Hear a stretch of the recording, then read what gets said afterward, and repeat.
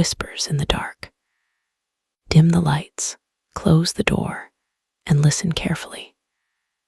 Tonight's story is not about a monster hiding beneath a bed or a ghost rattling chains in an attic. Tonight's story is about a man who learned to smile like a gentleman while carrying hell behind his eyes. A man who could discuss Bach, Dante, psychiatry, and fine wine with exquisite taste, while deciding which piece of another human being might best complete his supper. His name was Dr. Hannibal Lecter. Before Baltimore, before the glass cell, before Clarice, Starling stood before him and felt that impossible gaze pass through her like a scalpel through silk. Before Will Graham understood that some minds do not merely think of murder, but inhabit it like a palace. Before the name, Lecter became a whispered curse among agents, doctors, and men who believed themselves powerful enough to survive his attention. Before all of that, there was a boy. There was snow. There was a castle in Lithuania. And there was a little girl named Mischa. Hannibal Lecter was born into nobility, into old stone, old money, old manners, and old shadows. His father was Count Lecter, a man of refinement and cold aristocratic discipline. His mother, Simonetta, carried the grace of Italian blood and the sadness of a woman who knew history was turning monstrous outside the gates. The Lecter estate stood among dark forests and frozen fields, where winter pressed its pale face against every window, and the wind spoke in the voices of the dead. Young Hannibal was not yet the elegant predator the world would later fear. He was brilliant, yes, unusually quiet, watchful. Even as a child, he seemed to absorb the world with a frightening precision. He noticed which servant limped from an old injury. He knew when his father lied to protect his mother from bad news. He remembered melodies after hearing them once. He could sit still for hours, sketching a bird skeleton, not out of cruelty, but curiosity. He loved structure. He loved beauty. He loved silence. And above all, he loved Mischa. Mischa Lecter was small, soft-voiced, and trusting. She followed Hannibal through corridors where portraits of dead ancestors glimmered in candlelight. She clutched dolls to her chest and laughed when he taught her the names of stars. To Hannibal, she was not merely his sister. She was the one pure thing in a world already filling with smoke. Then war came. The Second World War tore across Europe like a beast too large for any prayer to stop. Soldiers came and went. Flags changed. The forests hid men with guns. The roads filled with refugees, then bodies. The Lecter family fled their estate and took shelter in a hunting lodge deep in the woods, a lonely place surrounded by black pines and white fields where the silence seemed almost safe. It was not safe. The violence found them there. The attack came with thunder, flame, and human screaming. Bombs shattered the snowy stillness. Men shouted in languages Hannibal had heard around the radio and from frightened adults. His parents died in that chaos, not with dignity, not with last words wrapped in beauty, but with the sudden ugliness of war. Blood on snow, smoke in the rafters, a child's ears ringing so loudly he could not hear his own cries. When the firelight faded and the gunfire passed, Hannibal and Mischa were alone, but not for long.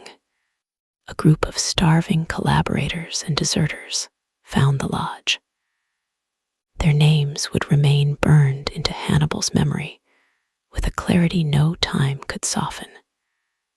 Grutas, Dortlick, Kalnas, Milko, Grents, men reduced by war into something lower than animals, not because animals are wicked, but because animals kill without shame and never pretend hunger is philosophy. They found food in the lodge. They found weapons. They found children. The winter deepened. Hunger sharpened. Outside, snow sealed the world away. Inside, the men became more desperate. Hannibal watched them from corners, silent and hollow-eyed, with Mischa trembling against him. He tried to keep her warm. He told her stories. He gave her the smallest scraps. He whispered that they would be found. He whispered that they would go home. But home was ash. The men began speaking softly among themselves. Their eyes moved from the empty tins to Mischa. Hannibal understood before he allowed himself to understand. The mind sometimes sees horror before the heart can survive it. He saw Grutas looking at Mischa not as a child, not as a living soul, but as meat. He saw Kalnas avoid his eyes. He heard the low arguments, the breaking of wood, the sharpening of a blade. There are memories that do not pass through time. They remain alive. They keep breathing. Mischa was taken. Hannibal screamed until his voice tore apart inside his throat. He fought with the hopeless fury of a child whose love was stronger than his body. He was struck, held down. The room swam with smoke, sweat, filthy wool, and the copper smell of blood. Mischa cried for him. She cried his name. Hannibal. Then her voice stopped. What happened in that lodge did not merely traumatize Hannibal Lecter. It created a chamber inside him where mercy froze forever. The men killed Mischa. They consumed her. And in their final violation, they forced Hannibal into the nightmare of sharing in what had been done. He survived, but survival was not life. When soldiers later found him, he was mute. A beautiful boy with eyes like polished stone, standing among the ruins of everything that had loved him. He was taken away, placed among other orphaned children, but he was not like them. They wept. He did not. They played. He watched. At night, he dreamed of Mischa's hand slipping from his. He woke with blood under his fingernails from clawing at his own skin.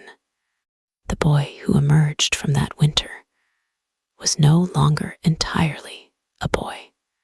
Years passed.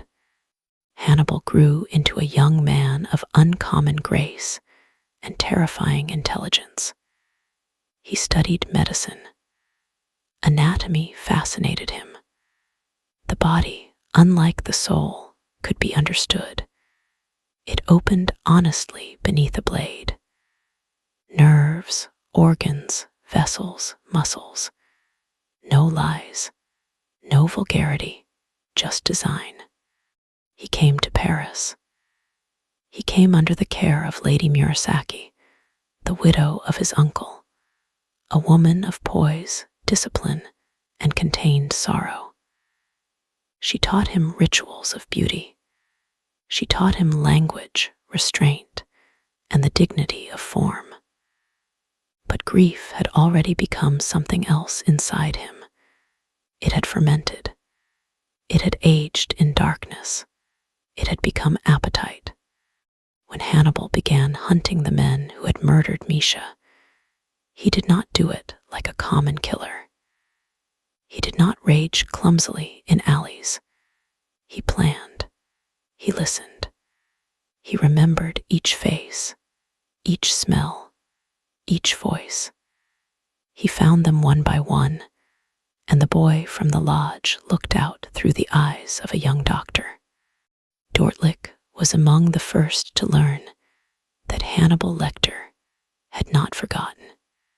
The man who had once stood warm beside a fire while a child died now found himself alone with the grown survivor. Hannibal's politeness was terrible. He asked questions not because he needed answers, but because he wanted the man to hear himself become guilty. He wanted fear to rise slowly, like water in a locked room. When Hannibal killed him, it was not quick in spirit, even if the body failed swiftly enough. Blood darkened the ground. The old name of Mischa hung between them.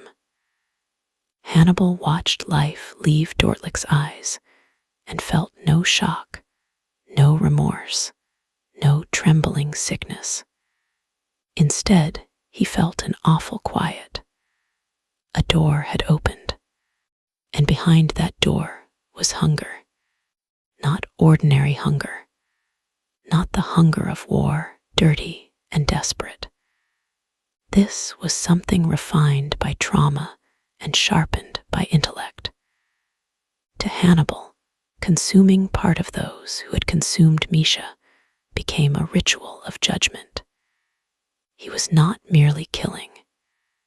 He was revering the world, taking into himself the power they had stolen, making their bodies answer for what their souls had done. The first taste did not disgust him. That frightened him less than it should have. In the years that followed, Hannibal Lecter became a doctor, then a psychiatrist, then a figure of admiration in cultured circles. He dressed impeccably. He attended concerts. He prepared meals with the precision of a surgeon and the sensitivity of an artist. He understood fragrance, memory, fear, and desire. He could sit across from a patient and locate the hidden bruise of their life with a few soft questions. His office was elegant. Books lined the walls. Drawings, antiquities, and careful arrangements of flowers suggested a mind devoted to order and beauty. Patients saw a man of rare intelligence. Colleagues saw sophistication. Society saw taste. None of them understood that they were admiring a mask. Beneath it lived the child in the snow. Beneath it lived Mischa. And beneath even that, something worse had grown. Hannibal did not kill everyone. That was part of what made him so terrifying. He chose. He judged. The rude, the cruel, the vain, the corrupt, the predatory. The people who offended his private sense of justice or aesthetics. A census taker once tried to test him. The world would later hear Hannibal describe that encounter in his silky voice, paired with fava beans and a fine Chianti. The words became infamous because they revealed not madness in the ordinary sense, but pleasure. Memory savored like wine. When Hannibal killed, he was calm. The room might be immaculate. Candles burning low. Classical music breathing through the air. The victim might wake restrained, blinking at polished instruments laid out with almost religious care. They might see Hannibal wearing an apron over an elegant shirt, his expression neither angry nor ecstatic, but attentive. That was the worst part. He gave them his full attention.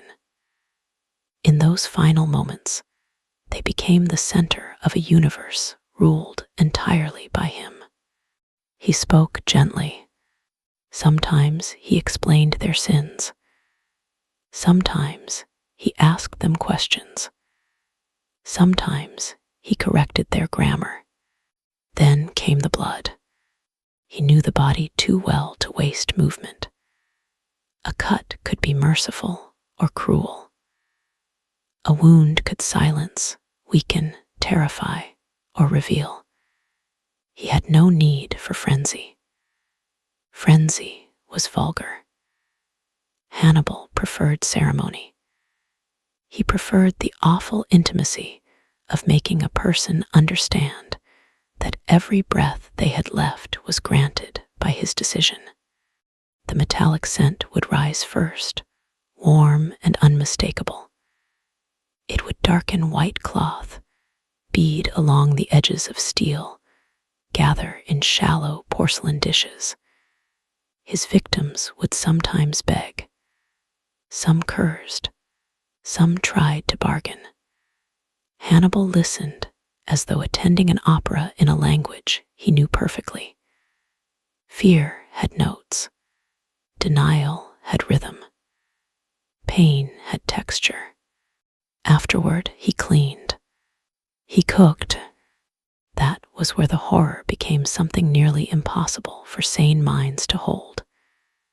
Hannibal did not devour like a beast crouched in a basement. He prepared.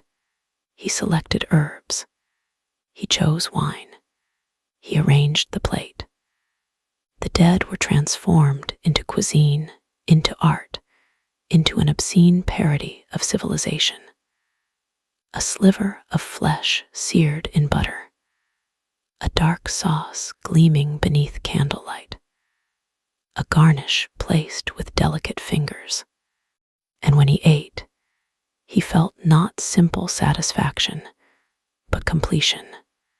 He felt judgment made flesh. He felt memory obey him.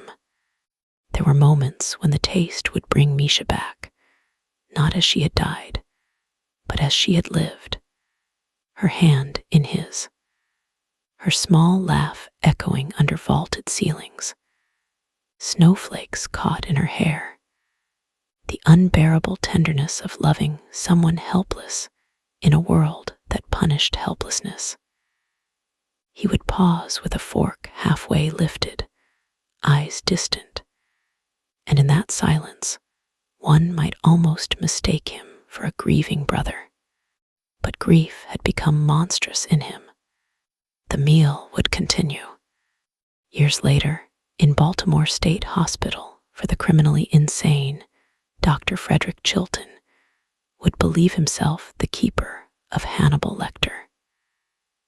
This was one of Chilton's many errors. He was a vain, petty man, hungry for recognition, and Hannibal despised him with a patience more dangerous than hatred. Chilton saw a prisoner behind glass. Hannibal saw a noisy insect tapping at the surface of his world. The cell was clean and bare compared to the life Hannibal had known.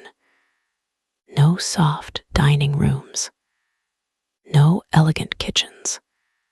No freedom to attend concerts or select his guests. Yet even caged, Hannibal remained horrifyingly composed. He stood straight. He read. He drew. He spoke with immaculate courtesy when it suited him. The glass did not make him less dangerous. It merely made others comfortable enough to come close. Clarice Starling came close. She was young then, still training with the FBI, sent by Jack Crawford to interview the infamous Dr. Lecter in connection with the Buffalo Bill case. Crawford knew Hannibal's mind might detect patterns others missed. He also knew Hannibal was never merely helpful. Every conversation with him was a bargain in a room where the other person did not know the price. Clarice walked down that corridor beneath Chilton's oily instructions, past cells filled with noise and obscenity. Miggs hissed filth at her. Other inmates watched with dead or hungry eyes. Then she reached the last cell. Hannibal Lecter stood waiting. He was smaller than legend might suggest, but presence is not measured in height. His eyes fixed on her. Maroon, some would say, or dark, and reflective like old blood under glass. He looked at Clarice and seemed to know instantly the cheap shoes, the good bag, the mountain childhood, the accent she tried to bury, the ambition, the wound. "Good morning," he said. That voice, calm, cultured, almost kind. Clarice held her ground. Hannibal admired that. Not innocence, not weakness, courage. She had the clean scent of effort about her, the fierce discipline of someone trying to become more than the world had allowed. He toyed with her, yes. He opened private doors in her memory. He made her speak of lambs screaming in the dark, of childhood terror, of a failed rescue that had never stopped echoing. But he also gave her pieces of the truth. That was Hannibal's way. He could help save a life while savoring the damage required to do it. He could admire Clarice Starling and still imagine the sound her skull might make beneath his hand. He could offer insight and be monstrous in the same breath. Before Clarice, there had been Will Graham. Will was different. Will could look into murder and reconstruct the shape of the mind that made it. That gift nearly destroyed him. When he encountered Hannibal as a respected psychiatrist, he did not immediately see the monster. Hannibal's disguise was too complete, too elegant, too well tailored to the expectations of civilized people. But Will came closer than most. He sensed the pattern. He felt the cold intelligence behind the charm. When Will realized the truth, Hannibal nearly killed him. The attack was savage, intimate, and precise. Blood ran hot. Will survived, but survival left scars in places no mirror could show. Hannibal admired Will too, perhaps because Will could perceive him, perhaps because being seen by the right person is a kind of seduction, even for a monster. But admiration never softened Hannibal. It merely made the game more interesting. In captivity, Hannibal waited. He had patience beyond ordinary men. Years could pass and still he would remember an insult, a scent, a weakness in someone's voice. His mind moved through memory as if through a private gallery, stopping before certain images with appreciation. Mischa in the snow, Brutus smiling, Clarice behind the glass, Will bleeding, Chilton sweating, Mason Verger screaming. Mason Verger had been one of Hannibal's most grotesque survivors. Cruel, wealthy, sadistic, and rotten behind his privilege, Mason believed himself untouchable. Hannibal showed him otherwise. What happened to Mason was not merely violence. It was revelation. Under Hannibal's influence, Mason destroyed his own face, carving away the mask he had shown the world until the horror inside became visible outside. He lived afterward in a ruined body, sustained by money and revenge, dreaming of feeding Hannibal to pigs. But Hannibal knew something Mason never fully accepted. Hatred is a leash. Mason thought revenge made him powerful. In truth, it kept him kneeling before the man who had remade him. There were many who tried to understand Hannibal Lecter. Psychiatrists wrote papers. Agents built profiles. Journalists invented lurid phrases. Chilton postured. Crawford calculated. Clarice listened. Will felt. None of them fully reached the center. At the center was not simply evil. At the center was a child who watched the sacred become meat. But understanding the origin of a monster does not absolve the monster. Mischa's death explained the fracture. It did not excuse the cathedral Hannibal built from blood afterward. Many children suffer. Many are broken. Not all choose to make suffering into an art form. Hannibal chose. He chose the linen, the knives, the wine, the music, the victims, the smile. He chose to become hunger with manners. One autumn evening, long after the world believed it knew every terrible story attached to his name, Hannibal sat in a rented house near a coastal town where fog moved through the streets like breath from a grave. He had escaped confinement by then, leaving behind dead guards, opened flesh, and institutional failure. His face was altered just enough to pass among strangers. His clothes were simple but perfect. His hair was neat. His hands were steady. Outside, rain ticked against the windows. Inside, a man named Paul Renard sat tied to a chair. Renard had once been a surgeon, brilliant, admired, and vicious in ways that hid behind credentials. He had destroyed patients for money, falsified records, and left families grieving, while he accepted awards under bright lights. Hannibal had read about him with mild interest at first. Then he discovered the detail that transformed interest into appetite. Renard had allowed a child to die on an operating table because saving her would have exposed his earlier mistake. A child. Hannibal had followed him for weeks. Now Renard woke beneath soft yellow lights. Classical music played from an old record player. Bach, low and clean. The room smelled of beeswax, rain, and something simmering in the kitchen. Renard tried to speak, but his mouth was dry.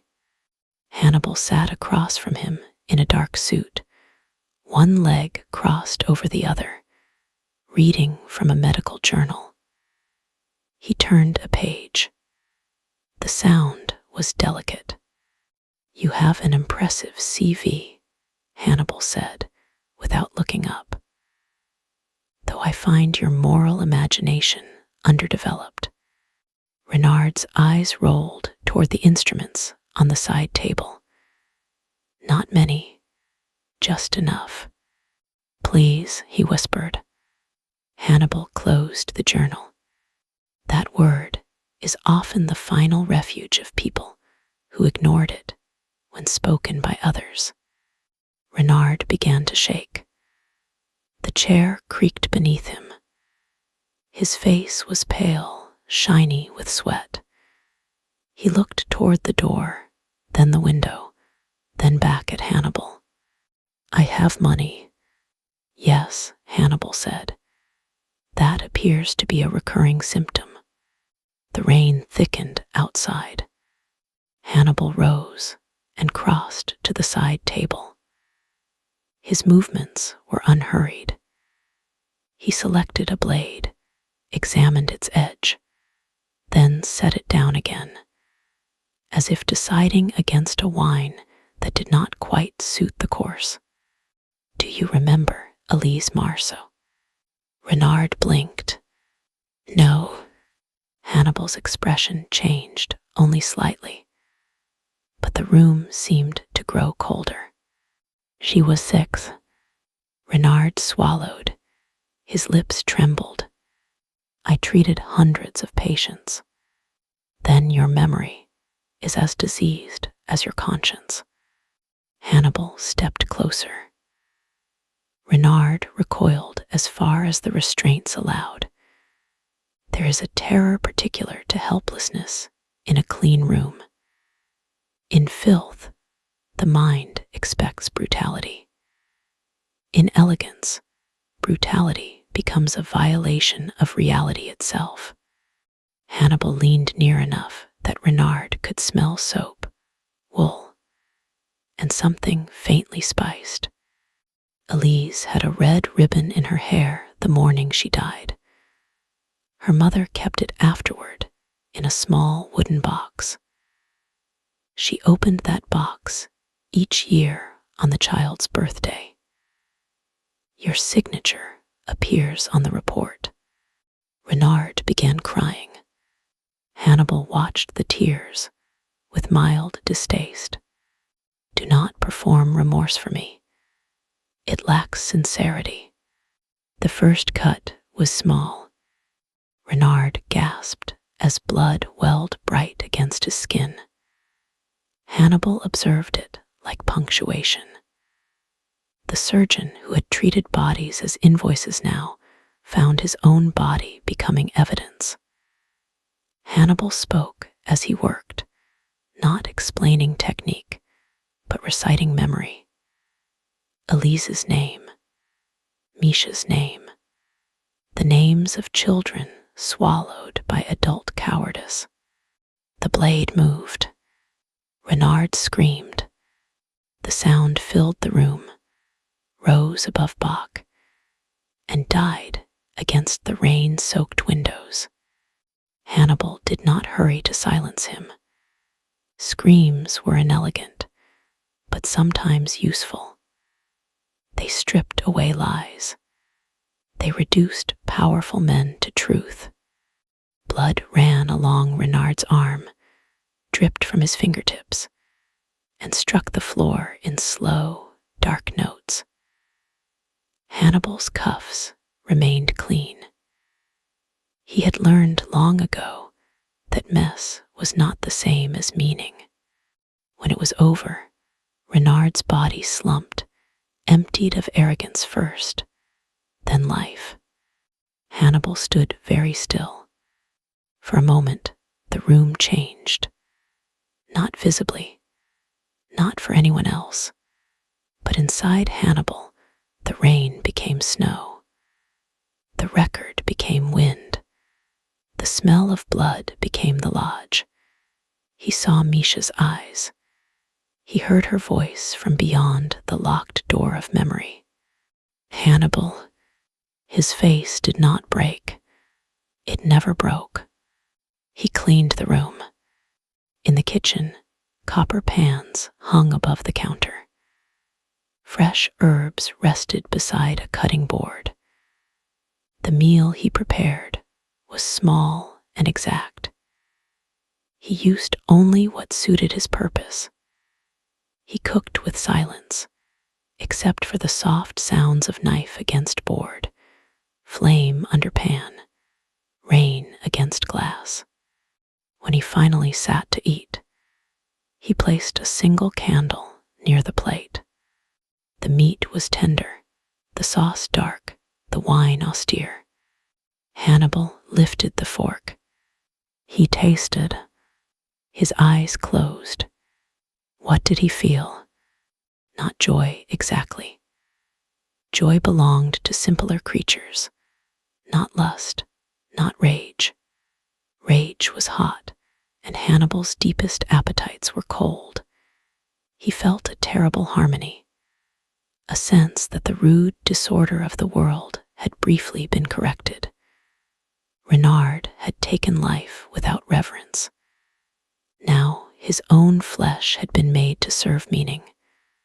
The predator had become the offering. The false healer had become nourishment. And beneath that, deeper than judgment, deeper than taste, was the wound. Mischa, every forbidden meal carried her shadow. Every act of cannibalism was both revenge and repetition, punishment and desecration. Love twisted until it resembled hunger.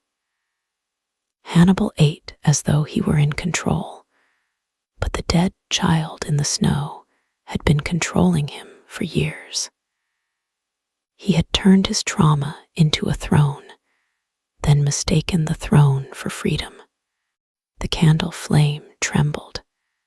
Somewhere outside, a car passed through wet streets. Ordinary life went on. People laughed in warm restaurants. Parents tucked children into bed. Dogs barked behind garden fences. The world did not know that a monster sat at a table, dabbing his mouth with a linen napkin, listening to Bach, while consuming the remains of a man he had judged unworthy of mercy. After dinner, Hannibal poured another glass of wine. He did not drink immediately. Instead, he took out paper and began to draw. His hand moved with extraordinary delicacy. Lines appeared, a face, not Renard, not Clarice, not Will. Mischa, he drew her from memory, though memory had preserved her too perfectly, and not perfectly enough. The curve of her cheek, the softness under her eyes, the small mouth that had once smiled at him across a breakfast table in a world before wolves learned to speak like men. When the drawing was finished, Hannibal stared at it. For a heartbeat, he was almost human. Then he folded the paper, placed it inside a book, and returned to his wine. The next morning, the police found nothing. Renard had vanished. There were no witnesses. His accounts would later show strange transactions. His enemies would be questioned. Rumors would bloom. Some would say he fled. Some would say criminals took him. His wife would weep on television with practiced sorrow and uncertain grief. No one would mention the man who had attended a chamber concert 3 rows behind him the week before. No one would mention Dr. Hannibal Lecter. But Jack Crawford would have wondered, had the file crossed his desk. Clarice Starling would have felt something cold move behind her ribs. Will Graham, perhaps, would have dreamed of a dining table set for 2 in a room full of snow. Hannibal traveled again. He never stayed too long once appetite had made a place intimate. Cities received him like a distinguished guest. Florence, Paris, Buenos Aires, Washington, Baltimore in memory. Each city with its museums, churches, markets, and private sins. He walked beneath domes painted with angels and studied butcher stalls with equal interest. He listened to languages change around him. He selected cheeses, wines, books, gloves. He remained immaculate. Yet no elegance could erase what followed him. There are ghosts born from death, and ghosts born from guilt. Hannibal did not believe in either the way fearful people do. He did not imagine Mischa as a pale figure standing at the foot of his bed. He did not fear rattling windows or whispered accusations in empty rooms. His ghosts were more disciplined.